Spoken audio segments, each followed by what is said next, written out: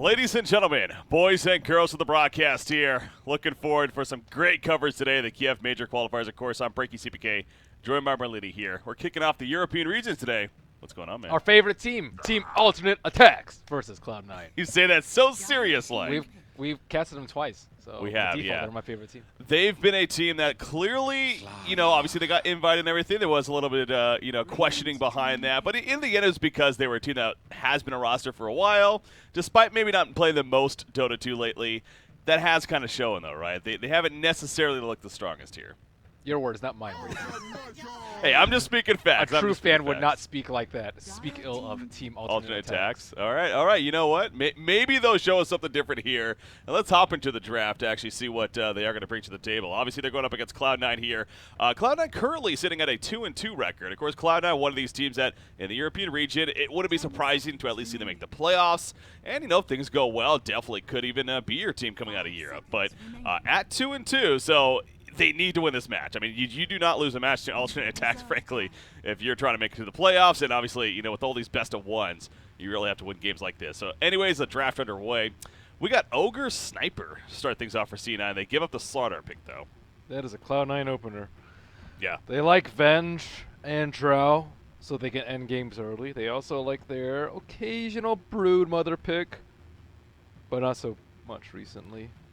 Alternate Attacks.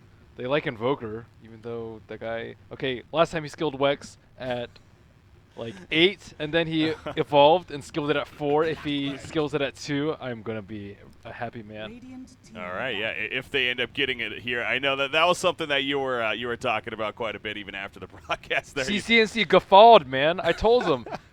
He didn't skill Wex until... He didn't get Wex early in lane. He said... And he just... had a raucous laughter about it. I guess you can't blame him, but in the end, yeah, you'd hope that those improvements/adjustments are made if that hero comes about. But they are going to have a Clockwork now to go with the Slaughter, so they already got a bit of catch. And one good way to deal with a Sniper is to get those heroes that obviously have ways to initiate in the back lines. Clockwork is definitely an expert at that. He has his pros versus Sniper. His cons, however, are that he's bad against the push. In Cloud9, they love to push. They love to end games early. They love to pick... Yeah, the safe lane. I would even say Troll, Troll, Venge, and Drow Ranger, the heroes that can actually end the game in 20 minutes, even despite the teams being relatively close in skill, I would say. So that is always what I would be wary of, because they already have the makings of a high ground siege with Ogre and Sniper. Oh, yeah, you do see the Drow banned out right there from Alternate Attacks. God, there was a team earlier in the European... I don't know if it was Cloud9, but they ran Sniper, Drow. It was Cloud9. Was it them? Yeah. Okay, so... That was with Abba. Abba might not... Abba's really good versus Slaughter, too. And it's really good at protecting a Sniper. You might just be able to pew-pew the Clockwork, even if you get hook shot. So as he's making the point, Cloud9 is not afraid to be a little unique with their draft and a little unique when it comes to some hero picks. And one that actually stood out to me it was a little bit ago now, but... They ran a support Sven as well for a while there. I believe right after 7.0 came out, which is kind of an interesting concept. But you know what? All that armor that he provides, from a support Sven, and obviously a decent stun. So I'm not saying we're going to see that here, but that would be interesting. Maybe if they had Lifestealer, I would see it being an option. But just Slaughter is meh. Doesn't really work too well. Well, that third pick going to be, fourth ban even, going to be happening before that third pick. But they do ban the Coddle as well as the Centaur. I know Coddle's been a hot topic hero. This event, so obviously they're taking away that option. And they've been the Slark on top of that. Thinking about that fourth one. The Slark's a weird ban. Maybe they want to pick Batrider for offlane. That's kind of the only reason why I would actually see them banning Slark. Because generally, if you're a push team or a team that can go to push, you want people to pick Slark. Because Slark's also very terrible against that. So the only other consideration would be if they want a good matchup for Hesta Joe. Definitely a good hero right there, and obviously another one that kind of can be slippery, can get in those back lines and perhaps jump the Sniper, catch him off guard. So yeah. They actually banned both the Batrider counters. I'm pretty sure they're picking bad. The Weaver as well, yeah. Why would Weaver be a Weaver doesn't care about napalm stacks. Okay, you can just kite it. It's one of the best one-on-one matchups, I would say, versus the Weaver, versus the Batrider. I actually think that is the best one-on-one matchup you can get as a safe lane position one versus Bat. Yeah, I was gonna wonder if ATM would maybe pick up on that, but they banned Disruptor, which could potentially be a strong hero to have to deal with too. But yeah, C9 it's shaping up to be perhaps a Batrider pick Yeah, you're getting at. So maybe they just like don't. They're not drafting any disables too, so they just don't want the heroes that like kind of thrive without any disables. But there's still like Storm too. Storm, you know, also does okay if you don't have any disables on your team. Yeah. Well, thinking about that third one right here, something to go along with the sniper. We do figure, of course, it's going to be a mid sniper. Would be the realistic option right here.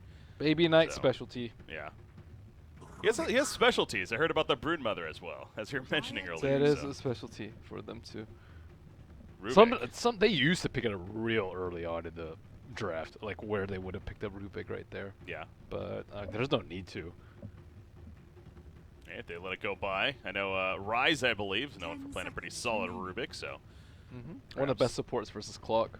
Yeah. Because you can, like normally Clockwork his defensive tool is cogs in lane. You can just, like if you cog before the lift, you can push him onto the opposite side of the cogs, and then he has to like go through 2 cogs to go back in lane, and it's terrible. The Clockwork's no fun to play against Rubik. Yeah, sounds pretty annoying actually. So definitely enough, sort of something that they are going to have to deal with though, some way somehow. So a matchup for Sniper in the middle lane. Is there a hero that maybe comes to mind that would potentially be good here for alternate attacks? I don't actually think there's like a good matchup for Sniper. Okay. Not OD, I know that. Yeah, OD is probably one of the worst, but I don't know. Sniper does pretty well in most matchups, I would say. He's more susceptible to like heroes that roam, like Earth Spirit, for example. Earth Spirit plus like anyone, like Invoker, for example, can easily kill a Sniper. Shadow Fiend can even. It's not that great of a matchup for Shadow Fiend, but it's still passable, I would say. They don't have the Drow aura on Cloud9 side, so it's not as scary as it sometimes is. Yeah. Actually, but speaking of that, you know, kind of another aura-based hero is that Vengeful Spirit, perhaps. Yeah, as a core. I would not be surprised at all if they pick Venge. Yeah. It just depends on what they want to do. Did they want to push early? Probably. Why not? Why not? Take advantage of having that sniper and the siege potential there. Okay, they go Timbersaw. Timbersaw versus 3 strength heroes? Nice. Why not? Also a good frontliner to just absorb everything. He doesn't really care about getting amped if you're kind of like sieging. He doesn't really care about getting hook shot. He can just kind of stand there and tank the tower so that sniper can do his thing. They go Storm. Again, so clearly they're all about just catch here on the alternate attack side. Again, really just to get onto that sniper, especially in the back lines.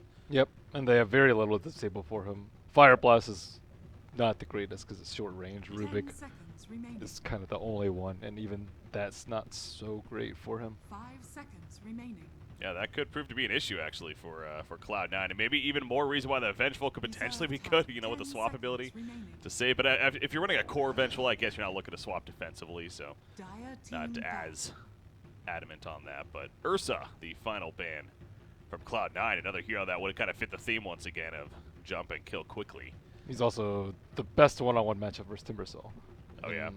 In the game. The Fury Swipes, I take it. Yeah, Fury Swipes just makes his life miserable. Timbersaw does very well against almost any other melee aside from Ursa. Maybe Axe could cause him slight issues occasionally if you get really lucky with spins. But like even the normal like anti-melee heroes like Axe and Sand Cube don't do well versus Timber at all. LC ban coming out on the side of alternate attacks. That's kind of a curious ban right there as far as well, potentially could have been an option, I guess, for Cloud9. I don't know if they were necessarily looking to run a one-position LC, but yeah, it's good at locking down the Storm Spirit. I wouldn't have minded an LC too much with him. Also gets rid of the Amplify. Always pretty nice. So what is a position 1 that does well versus Timbersaw that can do okay versus Sniper as well? There are not that many. Usually you just struggle versus Timbersaw. Jug, I suppose. Jug's never really bad, I would say. And he can easily lane versus Timber. What about like a Brewmaster? Brew's alright, but it's not a position 1. No, I like Brew. Brew's great. It's been fun to watch. Of course, that's that famous Invoker Brew synergy that we got to see recently at the Starlight event with the Alacrity buff there. So, ooh, Viper. This is actually a hero that Cloud9 plays.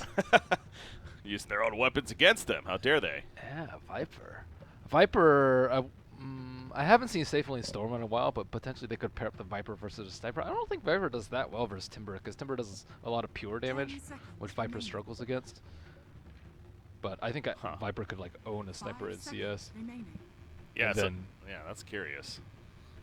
Yeah, you're also kind of immune to like the Ogre Reserve Ignite time. Harass, because you could just skill Corrosive, 5 and then Ogre is going to seconds take remaining. more damage than he does. Okay. Night Stalker. Then a Night Stalker. Whoa, that. Who is in the mid? Could it be a Rubik mid? Because is it Night Stalker mid? What is happening in their lanes? Yeah, I mean, both teams with a bit of a curveball there, kind of now bringing up question marks exactly as far as what we're going to see where, because the potential's across the board, and you got to wonder if that's like a reaction to the Viper matchup. If I don't know if Night Stalker is good against Viper for whatever reason. I think it's but- good versus the Storm. Okay. Like, Oh, 'cause well, there's that, yeah. he's good at protecting the Sniper, because like they don't really have vision to jump him, and the long duration silence versus the Storm is quite nice. It's just strange to see it last picked when you would have expected a position 1 from them. But then again, Cloud9 do their funky things. Yeah. And it feels like the only time we've seen a Night Stalker lately is when a Coddle's on the other side. 10 Because, seconds there's that quote-unquote counter of sorts with the night versus the daytime. And 5 seconds so, yeah, not the most popular hero, but yeah, if we are to see him, seems like that would be the matchup. But obviously that's not the case here. So, but as you mentioned, the silence does bring some nice, strong potential against the likes of the Storm Spirit especially. So, oh, wow, these settings. Somebody screwed with my settings. Screenshots now. Ace is on Timber, so that's safe lane. Baby Knight's on Sniper, so that's mid. And then Night Stalker is played by Hestejo, so that's off lane. So not that strange, I suppose. Okay. All right, so I'm taking screenshots right here, trying to set up my config. All right. So you do think so? It's shaping up to be a mid sniper still in. Okay. Yeah. Interesting. Nisha is mid Storm, or he's their mid player, so he's on Storm, Yeah. Exotic Deer, on Viper. Yeah, it's not that strange. Okay. So then, what is the benefit of Viper then? What does he bring to the table then for ultimate attacks? He's just not that popular because he's really bad at playing from behind.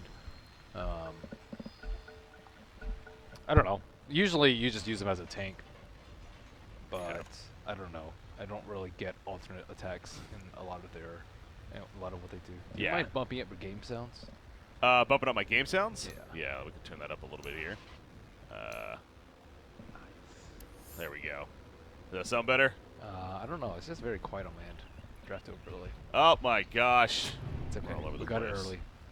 Got it early. Good catch right Is it there. one of these? Yeah, you can turn up in that, I believe, too. If you go to Okay, the right there there, we it go. should Okay, that's great. be a little louder there. Okay. All right, so here we go with the early laning phase. We have Clockwork. Make its way to the bottom lane. Obviously, you see the early lane ward coming down from Cloud9. Getting some of that vision, seeing who's scouting things out. They're going to notice double GB in there. Oh, what is this? Both mid wards coming out pretty much. Who got it first is the question. It looks like the 30 Radiant did. seconds to battle. So maybe you scouted that. Yep, Radiant got it first. Do they have any sentries? Looks like Noya has purchased an Orb of Venom. There is one on Rise, but Rise is all the way in the bottom lane. Gonna have to either hand that off or make his way over. So, but yeah, not dealing with it yet. I mean, they weren't even really pinging it either. So I don't know if they noticed that. I mean, you'd figure it'd been so obvious to. I didn't see if they were smoked or not. They Yeah. might have been smoked. That's fair. Oh, what am I saying? No, the Dyer placed it first. Okay, never mind. That actually makes more sense. Yeah. So Dyer actually placed it first. So hence the yeah. less time. Meaning that. So that makes more sense as to why C9 probably. They don't have see it any here. sentries on Dire. GG. Yeah. It's 300 gold. And double tango value. Would have been nice. Yeah, now only costing that 100 gold to purchase the Sentry. Don't need to worry about buying them in a chunk of 2. See if they get the efficient use out of it early on. So the matchup's coming about, though, again, with the lanes here. As Storm Spirit versus the Sniper, the Ogre Magi are going to be harassing early on as top lane. You got Earth Spirit and Night Stalker going at it. Earth Spirit tried to TP mid, and he got it immediately canceled by Hestejo. Oh, no. So that is actually not that great for him. Oh, And no. He might die right here. Oh, no. One more auto attack. Oh, he gets it off the range just enough. That is not a good start for this Dire side. Hestejo Rotten, can he make the escape? He does have a TP. He's going to use it right there.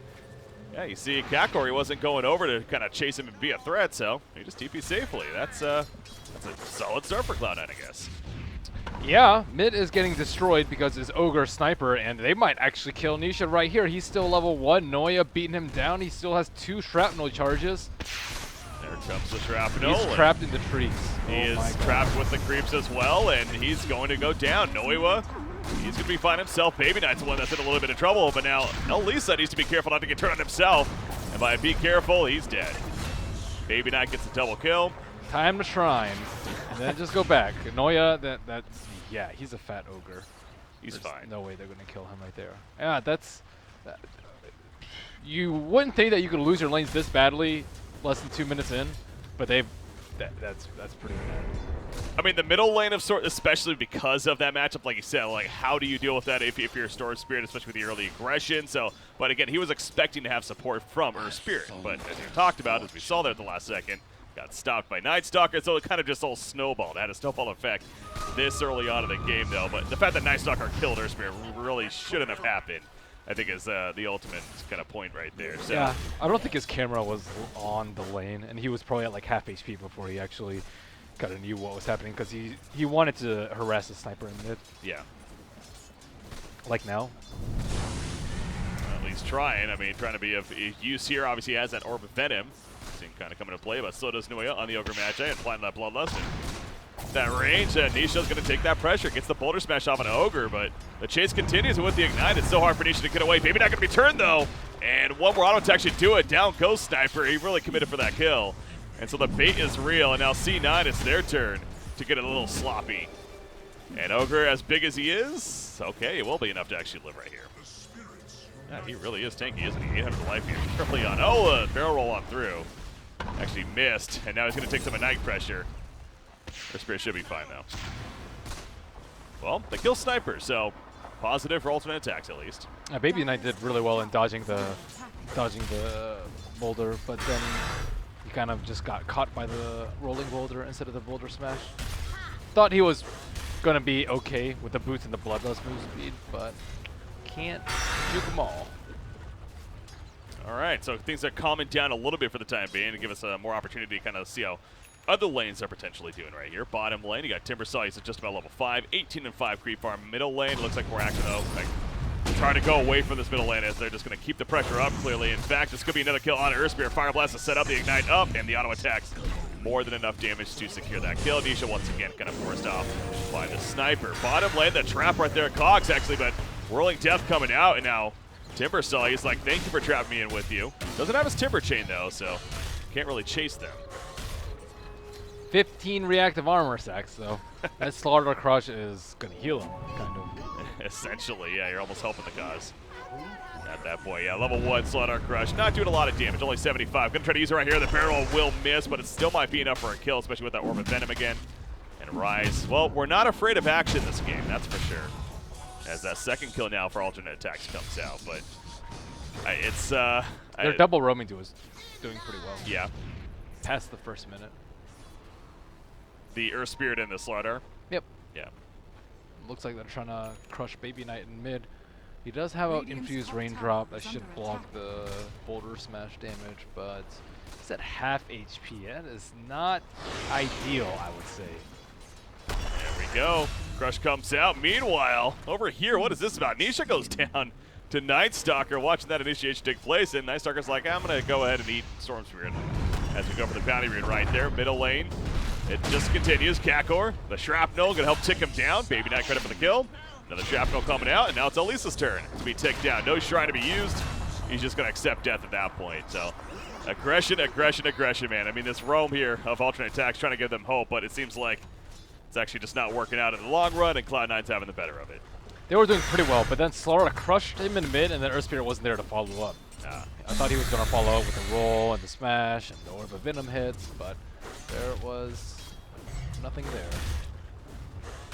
And now you have this Timbersaw. We've actually seen some impressive Timbersaws throughout this event so far, ones that are just so ridiculously difficult to kill. That's kind of just how the hero works with the reactive armor, of course, but it feels like we're seeing Ace kind of do that once again right here with this early farm. There's that Soul Ring. On its way to the eventual Bloodstone, you'd figure. Level 6 now. Yeah, it's such an easy lane for him. Clockwork at least can get 6 kind of quickly in this lane and put some more pressure on the sniper. So Clockwork, once he hits level 6, do you think, are you pretty much looking like, get level 6, look for a kill, Yeah, ideally in the middle? It's just, you can't do anything on the bottom lane. Timber just destroys that matchup, regardless of the player's skill. Like, there's just very little that you can do in that matchup. Like Viper, there's a lift, that's a kill. Maybe? Oh, never mind, that corrosive skin, man. It does mitigate plenty of damage, but it still might not be enough in the end. Going for the turn, if anything, just helping him run away is not enough, though. And Viper will end up falling. Using the Viper strike defensively right there, just simply trying to run away. Unable to. I was going to say, at least Viper is doing all right this game. I mean, still after that death, he's doing okay, but that will now slow him down here. That's a greedy build. 1-4-1 on the Viper. 1 corrosive, it's a pretty good value point. Same with poison attack, so you can orb walk in the lane.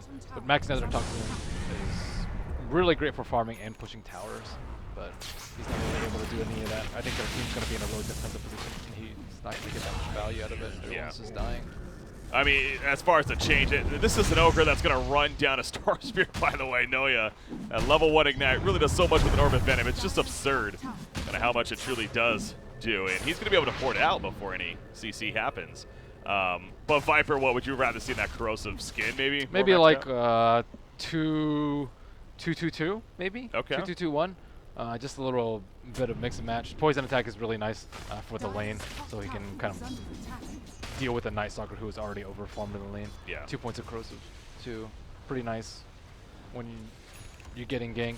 And it's really nice for stuff like Ignite, though, in particular. Ignite and Shrapnel, like you can just stand in it and do more damage than you take.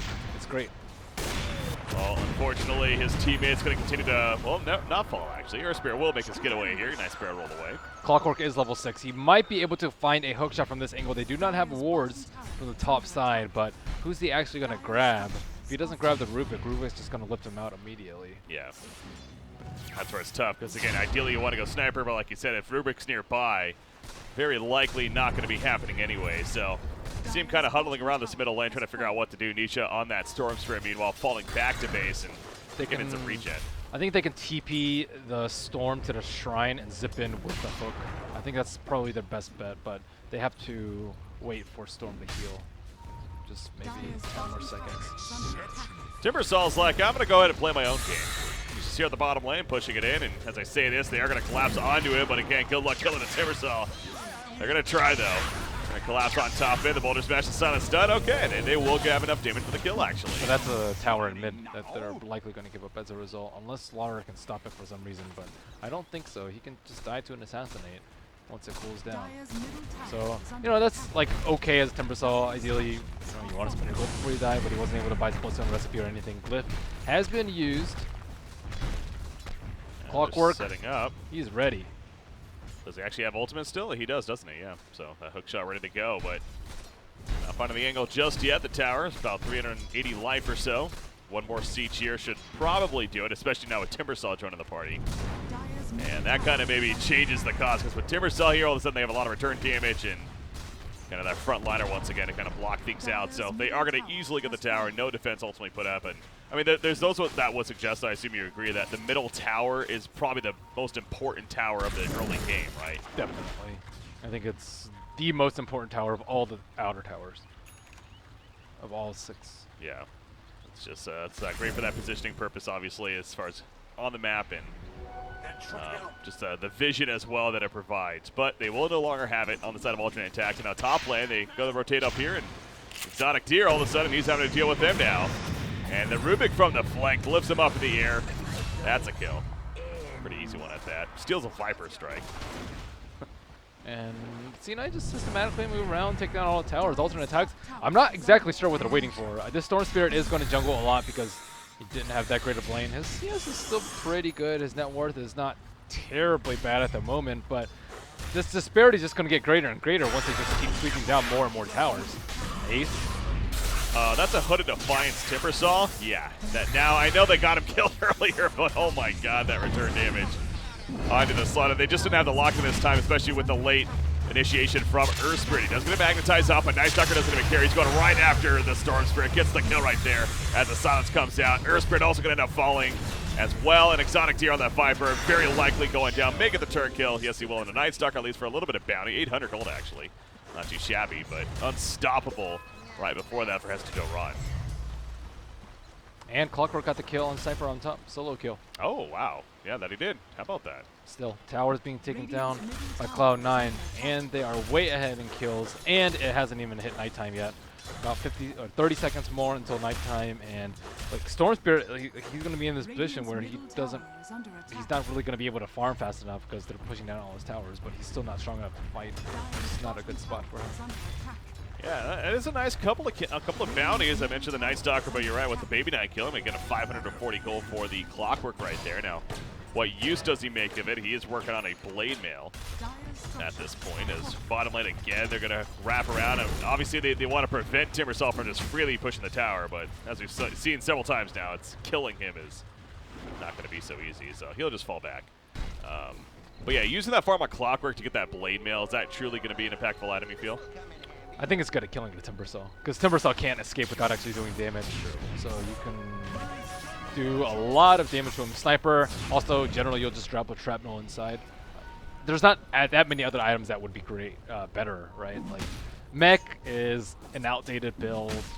It would be okay, but Clockwork doesn't really have that much mana for it. Force Staff is pretty common, but it's not that useful as a first item, I think, here. And then the other one would be Midas, I would say, is pretty common, too. Okay. Midas, maybe not that bad of an option, too, just because Storm Spirit's struggling a lot, so he can kind of pick up the slack in the cores being rich department. Oh, look at this jump here in the middle lane, assassinate on the Slaughter, and that is an easy kill. Now the response from Burst Grid, however, nice combo, as he puts the Magnetize up, gets the kill on a Rise. In the back lines, the cogs are up with the push out, and now the buyback from Rubik, a very early one at that. Heads to Ron, meanwhile, Night Stalker trying to run away in the nighttime. It's not going to be enough, though. The Urn unable to heal him up in time. Double kill for Nisha on that Storm Spirit. Definitely got to be feeling good about that. Not feeling good about this, though, as he gets lifted right back in. The buyback Rubik ends up setting up that kill, actually, so I guess it was worth it in the end. And Sniper went for first item Force Staff versus the Clock, so Clock, he's going to have a very difficult time now. Yeah, actually, yeah, I saw him get out of there, but that makes sense. Yes, looking at the early Force Staff, and of course that transitions nicely into a Hurricane Pike. But exactly, specifically because they're playing a Clockwork, that's why he went the Force Staff first, right? Yep. Saw it coming to play right there. As Viper, I mean, he has his Helm of the Dominator, so that's, you know, that's a good early item to have with those power treads, the Dragonlance coming along for him. But it does feel like Viper, he needs a bit of time before he's going to be a major threat here. This game. Yeah, he's more just like that annoying hero that's like out in front. It's like, I don't really want to go on him, but you know, you gotta bypass him to get to the squishy targets that you do want to kill, like Slardar and Storm Spirit or whatnot. But they can probably kite him. Night Stalker just keeping them at bay right there. Throws another silence out. Of course, at this point, it's even at level 1, it's doing 5 seconds silence. Really absurd. Up to 8 seconds once he maxes that out. So, oh, the hook shot in the background. Actually going to whiff right there in the face of Timbersaw. But the Cogs will push him back, puts him in a pretty bad spot. The Defiance going up. Not going to be enough mitigation, however. So, nice kind of really sell nice down. Cogs by Double G. Clockwork, he completely isolated Timbersaw from his team. Normally use the cog to trap people in, but he used it to trap everyone else out so they could not help him at all. That was really nice. Yeah, I almost feel like that aspect of the cogs is undervalued to an extent, or underrated even, where, as you said, I mean, the idea that, yeah, you want to trap people in kind of makes sense, but exactly, the mana burn that it provides, the pushback, and in that case, zoning out the teammate support to set up a kill on such hero would be very effective. Can almost be more effective in some cases. Yeah, I think it's more effective, too, because you also prevent, like, the Force Staff save, too. Yeah. Like, you can't Force Staff through 2 sets of cogs. Ooh, nice deny. Minor victory there. They deny the tower at least, but again, it's still dead, so having to deal with that. Smoke afterwards.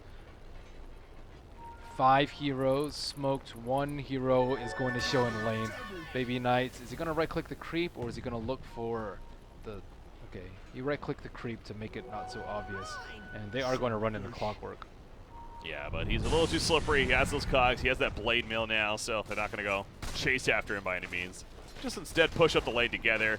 So kind of that idea that we're suggesting too with Cloud9. This is a team that's going to want to group up early and be pretty aggressive at this point of the game. You got an early medallion pickup actually in Ogre Magi as well, and Solar Crest has been an item that we have been seeing pop up here and there. It is so good. I can't believe it got buffed again. Yeah.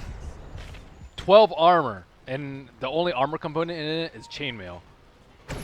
That's a lot of additional armor coming out of nowhere, it feels like. Yeah, I mean, I guess the Blightstone too, which is 2 Okay. armor, but I mean, still 12 armor for The like math the value doesn't of 7. add up.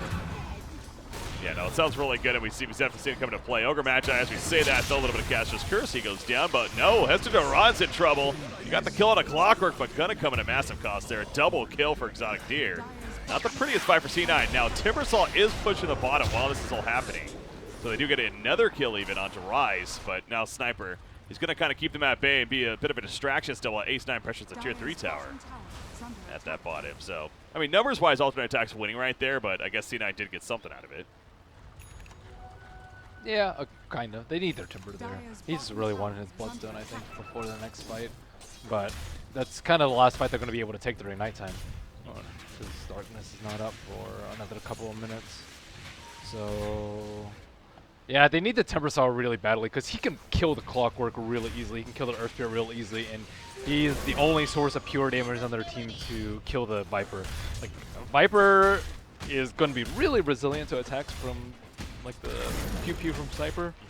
So it's really just all the Timbersaw that is going to be able to take him down. Yeah, so not being involved right there, hurting the cause of C9 ultimately, and actually, he is going to be fine here as the Invis Clockwork has kind of been scouting him out for a while, but not going to find the angle, not going to find the opportunity, and thus Timbersaw will just walk away. But Clockwork, he still has an Invis for a bit longer, and he's going to continue to kind of scout things out and see if there's any easy killer they can set up on, but really also being kind of a moving ward for the Viper here. And giving him that idea of where they are at. Blink Dagger progress and Slaughter, by the way, it looks like he does have it now. He just got enough gold for it. They probably know too, because he amped the creep, Earth Spirit wasn't attacking creeps, and he just went back to base. So they're almost certainly going to know that he, or at least have a good idea that he has this Blink Dagger right now. But they're all pretty well spread out. Like, looking at a position, you can only stun one hero. Maybe the Night Stalker and Timber, but you don't really want to go into Timber unless Clockwork's there for a sickle shot. Well, so much for that. They're going to go on a Timbersaw right here. Do they have the actual burst damage? Clockwork in the background. He's the creep, actually. That's going to kind of mess up his initiation. The pushback onto Ace. He's still alive, not a big surprise. Although now he is falling. He does get caught in the end. The Timber chain got canceled right there, and he goes down. But a killing spree for Baby Knight coming out as they try to chase a little bit further. Double G going too far up. The cogs are up, but he is kind of isolated from his teammates. Sets up a double kill now for the Sniper. So they eventually got the kill, but now Darkness has fallen, says Hester Duran, and he's going to go for a chase here, maybe on a Viper. Yeah, Void comes down, trying to slow him down. Out comes the Silence as well. And does the miss with the Crippling Fear, but he is going to be just far enough to survive. And Storm's put in the back row over the quick kill, but at what cost? He gets lifted in the air. Baby Knight will survive for the time being, not for long, though he finally gets it off, gets one, gets two. As Rise goes down, gets a third kill for the team, and Ogre Magi gets the kill on a Storm. But he goes down himself. Double kill for the Viper. I think Alternate Attacks won that fight. Yeah, the Storm's doing really well. He's like using the shrine inside the base and stuff to make sure that he can have enough mana to jump. And he's always trying to make sure he focuses the Sniper and make sure that the team knows that they want to jump him. Ace is dying a lot. Yeah, they're again trying to chase him right here, and they keep stopping that Timber Chain, man. And I guess that one right there just simply didn't connect on anything, and he is going to go down again. And I got to say, you know, it's hard here because I don't want to take away from Alternate Attacks. And this is a team that's going to win this coming in. They haven't been looking too good. They're starting to look pretty decent here against Cloud9, but let's be honest, Cloud9 maybe is overextending quite a bit. Yeah, the Timbersaw, they don't run Safelin very often, and I don't know, it just seems like he's better with the heroes that actually hit towers. Just because like his positioning when he's like a tanky hero seems to be just a little bit too far forward. There's no null field yet up on the Rubik. There's only one 4-stat. There's no like mech on their team. So maybe they're like lacking some of the normal defensive stuff that they have, skills and items and whatnot. But at the same time, he just picked up his Bloodstone. He was very, very farmed. Now he's down to 5 Bloodstone charges. That hurts too, because yeah, that really takes away from the item, doesn't it? The idea that all of a sudden he went from 12 to 5. And Storm was not in a good spot. Now he has 12 Bloodstone charges because he was able to kill the Timbersaw. True. So now, like, Storm's in a pretty good spot. And the Orchid is queued up for him next in line. It's going to be a bit before he has that, but obviously it could potentially be a great item. They try to do a smoke ink onto him, but he reacts before they can catch up, and thus Cloud9 will have to make the way elsewhere. Now, I mean, when you do look at the map control, it's Cloud9 has 6 towers, Alternate Attacks has 0. So there's definitely benefit, but you could also look at that from the other side of the spectrum, where that means Alternate Attack has room to grow with said tower kills as well. So it kind of depends how you look at it, but overall, that's an advantage, obviously, for Cloud9 that they have. There's the Solar Crest, by the way, on Ogre. Especially with the Ags on the Night Stalker, they're gonna have a lot of trouble like moving outside of their base, and Storm Spirit's gonna be scared to jump into 6-second Crippling Fear. And right now, like, we're looking at the gold grab, it's 5,000 gold. That's pretty much all 6 of the outer towers. So just pure like creeps and kill gold and whatnot. Just everything but objectives. It seems actually quite even. Roshan gonna be the next objective, I suppose. You definitely want to give that to Sniper. Sniper's actually going for a Shadow Blade after. Interesting choice. Yeah, I was going to say, is that, like, I guess, again, with a lot of the catch that they have, maybe that's kind of a tool to help him escape, but at the same time, with Corrosive Haze. I think he's gonna build Silver Edge for the Riber. Okay. Break the corrosive skin. So that's probably the ultimate cut. Okay, yeah, that makes sense, actually. Really try to get through on that Viper. We've seen that he can be pretty annoying to kill. He does have a Hurricane Pike now on top of that and building into a Yasha. So is Viper a hero that, I know you're talking about earlier, it's kind of just an annoying hero on those front lines that you don't really want to target, but is he a hero that you really have to worry about scaling pretty well into the late game? He does a lot of damage if left alone. Yeah. Like his Nether Toxin, if he can stand whatever he wants in a fight, he can just destroy heroes. You know, get one hero low, start Nether Toxins down, they're going to die really quickly, and then everyone's taking damage from Corrosive Skin, and it's very difficult to actually attack because everyone's attack speed is slowed. He's, like, I don't know if Clockwork hook shot onto Hester Joe. Yeah, pretty aggressive one right here, but you know what? It looks like it's going to work out. The Cogs obviously trapping him on in, not getting forced after anything, and he will go down. He got his void off in the background. Slaughter's actually going deep right here. He gets the triple stun, it looks like. Sniper, he's just simply trying to live this whole time. Magnetized, spreading around damage, a 2-for-1 exchange so far. But now Nisha, he went a little deep right here. He does have bottle charges, nice Cogs block, and they do get the kill onto Ogre Magi off to the side. However, he gets the turn kill onto Earth Spirit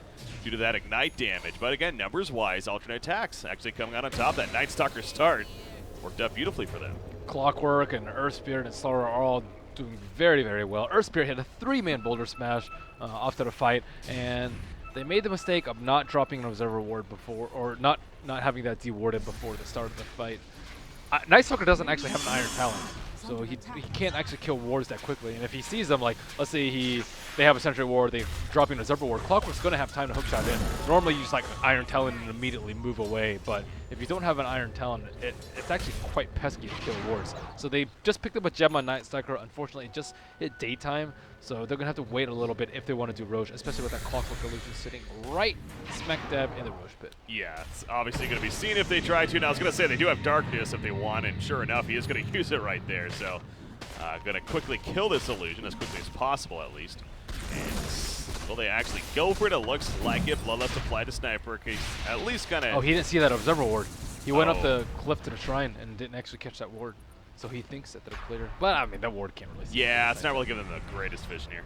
I was going to say, I mean, you mentioned the lack of Iron Talon, even the Culling Blade here. Is that something that you maybe get if you're Night Stalker? I personally think so. It's really annoying, actually, to not be able to kill wards immediately, because oftentimes in the middle of a fight you'll see an Observer and a Sentry Ward, and you want to kill both of them in the fight so your Sniper can do your thing, and so your own Observer Ward stays alive. Yeah. And it doesn't sound like it's that great of an investment, like 500 gold just to be able to kill wards instantly instead of in like 1 second, but I think just vision is a lot. It's a huge part of the team fights in Dota, and being able to take that away with Darkness and the Iron Talon and the Gem is gonna be important for and crucial for the Sniper to be able to do damage in fights. Especially with so much catch that they have in alternate attacks. Yeah, those extra couple of seconds that it could be because you have to auto attack down the ward could be that difference, no doubt. And getting jumped and setting up the turn, as we kind of saw there at the shrine area. just earlier. So Sniper does have the Shadow Blade finished. He's actually going to build into a BKB first. At least says top lane. They do catch Timbersaw. Once again, the pushback for the Boulder Smash. And he's just like, you know what? I'm dead. I'm just going to make it easier. So he'll deny himself at least. But that's what he's done 4 charges now, yeah. I don't even think he's picked up a charge. No, he And hasn't. it's daytime without darkness. Night Stalker doesn't really want to go to the Roshan pit while it's still daytime. Whew, 10 seconds left.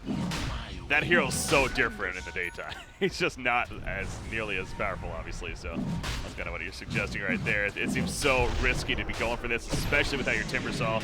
Okay, he does have darkness now, so now they feel a little more comfortable making a play as they ignite. Nice multicast right there. Background though, lockdown on a Night Stalker from the Air Spirit. Kind of keeping it, being a nuisance in the background. The Magnetize goes up, and he's, if anything, saying, I'm going to make you take as much time as possible to kill me. But he also kind of did go in without really the follow-up landed. They just all kind of retreat right here. They did not want to fight that. Maybe if their Shrine were up, but they had to use that for that long engagement earlier.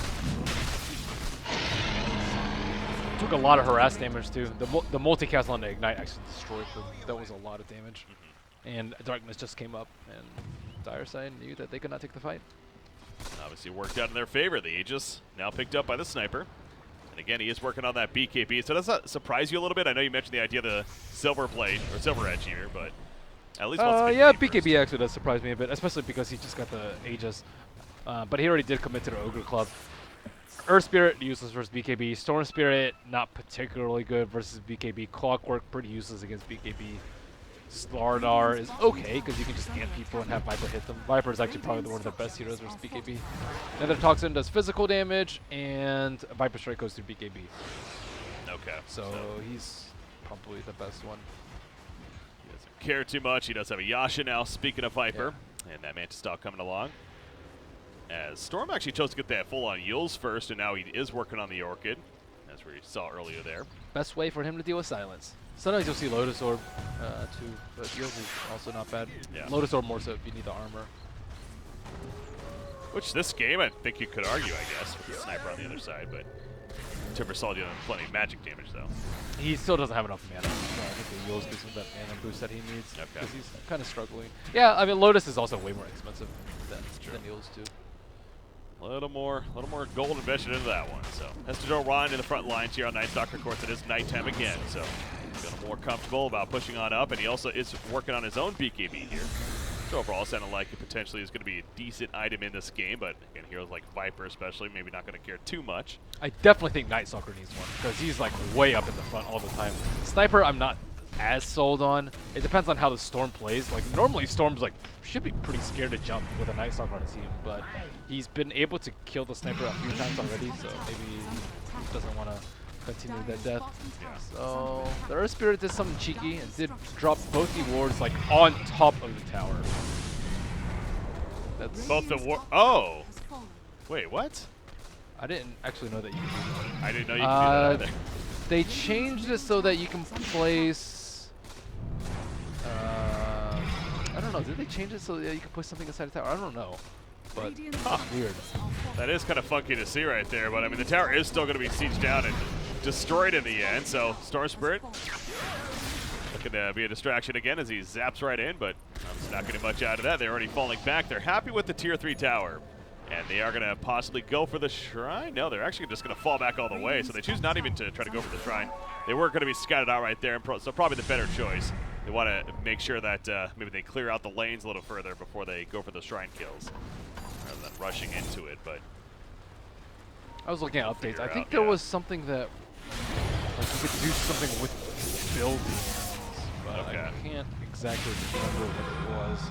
I'm trying to check. perhaps Chat can update here too, and that delay catches up. But what is a benefit of doing that? I mean, it's just so they can't be destroyed, I guess. Have you ever played against techies in a pub and they stand right on top of their mine? I think it's kind of the same idea. Oh, It's okay. very difficult to actually click on the unit that you want to. Got you.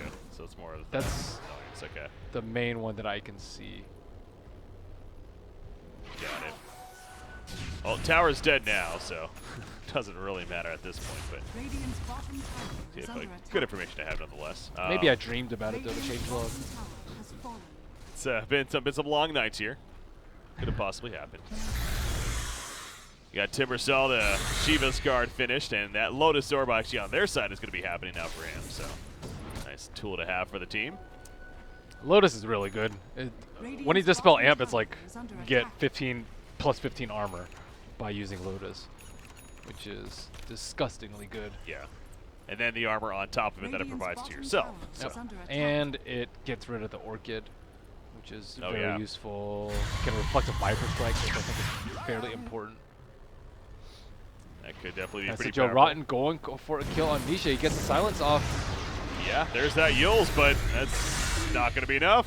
He still gets caught. So Nice good job. burst from Timber. It's a big kill. Storm was getting kind of out of control with charges. I think he had, what, 16 perhaps at that fight? Now Okay. he's down to 11. Dropping a little bit right there. The regen not going to be as powerful, but he is working on a Lincolns himself, so we'll make it a little more difficult to get that jump, say from the Night Stalker at this point. And there's the reclaim on the Aegis, by the way. So no longer Aegis for Sniper. He does have the Silver Edge in the works, though. Of course, the BKB finished a full 10-second duration. Middle lane, that's a slaughter. It's going to get caught. Now with the Silver Edge, though, it feels like maybe, or I guess he doesn't have it yet, but once he gets the Silver Edge, then is that going to be the time where you think Cloud9 is going to be actually pretty comfortable fighting here? I think they're going to push high ground with his DD. Like, they probably wouldn't push without the DD because it doesn't really coincide with the nighttime. But I think they can just use Darkness and siege high ground and get a good chunk of damage on this T3 in mid. Well, they at least take out the Shrine for the time being. Again, that is the last Shrine. Has now been destroyed, so map control continuing to benefit Cloud9 quite a bit. Again, Cloud9 only has 2 tower kills so far. It goes back to that aspect of the game. As the top secondary is taking a good amount of damage, but still going to remain alive for now. So He's also going Lotus Orb on Timber. Yep. Nice dispel there. As 6 Bloodstone charges, man. That's unfortunate to look at every time you go to him, but you know what? He's making the best of it. In hindsight, it might have been better for the clock to get Midas. I know we talked about the first item, Blade Mail, and he's fallen off a lot since then, just because Storm is eating up a lot of space as well as the Viper. And the Midas is really good at, in this particular case, where your other cores need the farm more than you. So, you know, his GPM is probably like, what, like, let's actually see what his GPM is. Oh, jump right here, by the way. Signs onto the Storm Spirit. He will pop the Yules, though. Going to be fine for now. Double G pops the Blade Mail. Going to force them off of him, but that's not going to be nearly enough of a threat. He does go down still. Ace credit for the kill. Exotic here in the background. If they can catch in, that's going to be a huge kill. Absolutely. Storm Spirit already porting out, it looks like. So leaving Viper alone. Not that he could have done much, and Viper does end up falling in the end. They know Earth Spirit's here as well. I believe they assassinated him. And so, yeah, they're just going to dive him. Ace is like crap. He tries to boulder smash away. He gets killed on triple kill coming out for Ace. Beautiful catches, and now we're going to definitely see some kind of push from here. That's rough. The Viper needs BKB now, too. But actually, I see him queue up Butterfly in his inventory. And going back to the GPM thing, Clock's GPM right now is 237. Midas adds like 120-ish. So his GPM would be increased by like 50% with a Midas. Wow. I mean, he might have like died one more time because he didn't have the Blade Mail or maybe not gotten a kill. So let's be a little bit generous and say like, you know, 120. Yeah. But it's like, it's really good for this because like normally if your GPM is like 500, Midas doesn't add that much. But when your GPM is like this low, Yeah. Midas is incredibly useful. Is there an item that, I mean, maybe that Lotus Orb could have then potentially been an item he could have looked to farm here? I think he maybe BKB actually. Or even a BKB, Yeah, okay. because they're actually really poor against BKB, especially with Sniper going to Maelstrom build. Wow, Storm Spirit going in, but there's that Lotus Orb. Onto the Sniper, going to help save, and the Yule Scepter popped by Storm Spirit, and now he needs to try to run away. He will get out of there with the ball lightning. Of course, Slaughter, though, not the same story. And now then for Earth Spirit as well. Magnetizes, spreading some damage. See Viper just being that right-click turn in the background, trying to do plenty of damage to Baby Knife, but still not enough for the kill, as Viper just going to sit on the base, though. Not going to overcommit right here. Once again, the Lotus Orb. Oh, and actually, I believe that was a... Yeah, that was an Orchid Reflect right there. It ends up getting the kill onto Nisha, the Lotus Orb use. What Beautiful a sick Lotus timing. Orb. Yeah, that was really nice by him. Storm's probably like, Yeah, crap. That's got to be so frustrating, too. It's like, it just happens to be the perfect timing. It's not that it was a fault of his necessarily. So it's popped right at the right moment, and all of a sudden he's dead. And he has a buyback, but are they going to use it right here? Hey, probably need to. Now they are. Now there goes the jump though, but overcommitment perhaps. Rubik gets them going down. The Lotus Orb is up for Timbersaw. You do see Sniper in the back lines. Just being that turret once again, putting the right click. Storm Spirit gonna throw himself out there with the heals again. And Exotic Tear just tanking this damage, man. Ogre Magic will fall. And now Timbersaw, well, I guess he has plenty of that reactive armor, so he is healing up quite a bit. In the background, Baby Knight pops the BKB. Now going at it with Double G. No assassinate though, but in comes the Chakram. And they do tear through him. The 3 kills with no buybacks. It's only Viper and the Earth Spirit. Poor Storm. I feel for him this game. Getting destroyed early, and then you're like kind of coming back, and then you just die, lose half your bloods and charges, and then you're like, okay, I got to defend high ground. Die, buyback, lose more reflected bloods. Orchid, yeah. Oh my god, that has to be tough. It's got to be tough times, but you know what? A good fight by alternate attacks and definitely a valiant effort, but yeah, it's still not enough to hold in the end. Of course, the melee racks it. I mean, we did see a bit of Viper right there, again, being that kind of just sitting there and right-clicking as you were getting it earlier, but Sniper did a good job of kiting away and made a point if you wanted to go for the kill on him, obviously he had to come out of the base, but He's Viper solo was rogue. patient. Is he trying to? Oh, he has a double damager, and I guess it helps. Bloodlust him. There we go. Now with a couple of teammates, that should be a little easier here. Actually do it. So this will be another Aegis now for Baby Knight. And I don't think they're going to get here in time. Yeah, they're coming over. They scout it, but it's just too late. There we go. He has a Mjolnir now as well with a Silver Edge. Oh my god. He is dealing plenty of damage. I mean, he really is all of the. He's not all of the damage, but obviously in the physical sense he is. Timbersaw, no doubt, is providing some decent damage, though. It's more magic focused. Bloodlust is so good though on Sniper, because you just have so much uptime on Sniper that it's actually just almost a straight, like 60% increase in damage. Not 60%, like 48%, let's say. And again, going to the bottom lane. Obviously, the Rax is still up down here. Yep, no T3 though. Should make it pretty easy for them, especially with this long a nighttime and Aegis. And they can throw the Mjolnir on Timbersaw if they jump the Timbersaw. That would be painful. Oh, yeah. And then even to top it all off, a Darkness ready to go for Night Stalker once it happens to go back to daytime. So, yeah, no, this is a good 3 or so minutes here that C9 has to siege. And again, trying to finish the game. No buyback, obviously, on Storm Spirit or the Slaughter for that matter. As Timbersaw is just like, you can't kill me, I'm just going to have fun up here. And let the racks fall as Sniper in the background. Slaughter gets lifted up, he goes down. Again, he doesn't have a buyback, full dispatch on through, but this is a last-ditch effort, clearly. It's just not going to work out. Double G with the blade mail, but again, he's going to end up dying through that. Mega kill streak for Baby Knight. GG, well played.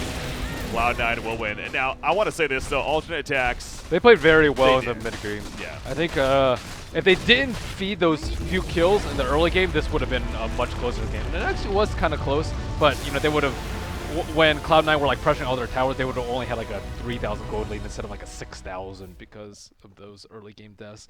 All in all, though, pretty. Ace, I think, had an underwhelming performance on the Timbersaw. So yeah, he was 12-5, but he like had such a good start. He could have been able to do so much more in that game. But you know, pretty typical Cloud9 draft for them. Viper felt like, I don't know, just felt Out of place. I don't know. He did a lot of damage. He did the most damage on his team, but did it look like he did the most damage? 19,000, yeah. He's kind of. I don't know how I feel about the hero. Like sometimes I'm like, oh my god, this hero is broken. I can't kill him at all. And sometimes it's just like he doesn't do anything. And I don't actually know which one it was. I guess kind of in the middle for this. Like I think I understand the concept kind of is that he's good when you have people like jumping the enemies and then you could just sit there right clicking. I mean, in concept, in theory, the lineup kind of was built around that idea, right? With the clockwork, the slaughter, and everything, and the Storm Spirit especially. But they, I mean, they had their moments, but yeah, when it came to the sieging, the bloodlusted Baby Knight with the farm. Yep. Agreed. I think maybe Viper should have been mid though. I think if he were mid, they could have actually kept that tower up a lot longer, and then because remember we were talking about, oh yeah, they lost a T1, it's really bad for them. I think if you park Viper there, that's what he's really good at, is defending the T1, because you don't want to kill the Viper, but you have to kill the Viper to get to the T1. Yeah. So, a little bit of change up in the early game. So yeah, maybe not necessarily 100% the Viper pick, but could have perhaps ran it a little differently for more success. But again, valiant effort from alternate attacks, as I like to say, but Cloud9, they have to at least feel good that they came through with a victory. Wasn't the prettiest at times, but they're 3-2 now with that victory right there, and they're still looking decent here in the European round for the Kiev Major Qualifiers. Ladies and gentlemen, stay tuned. I'm Brick CPK, joined by Merlina here. We got our next game coming up shortly, which will be Bears versus this same alternate attacks team, so they're going to have to go right back into it. And going up against quite the challenge, no doubt, in Bears, who is one of the top teams at 4-1 up there with Alliance and Secret coming into today. So stay tuned, guys. We got our next game coming up shortly. E-Gaming Bets.